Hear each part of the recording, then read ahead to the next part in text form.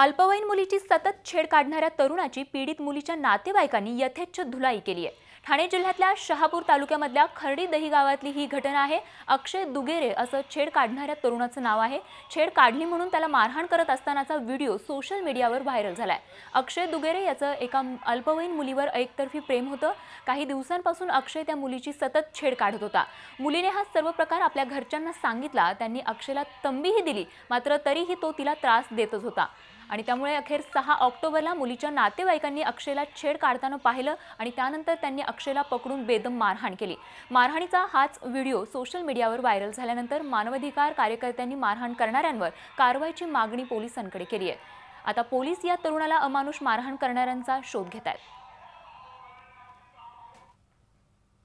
12 तारखेला अक्षय दुगेरे राणा दहिवली खर्डी शहापूर याच्या विरोधामध्ये एक तक्रार पोलीस स्टेशनला प्राप्त झालेली आहे।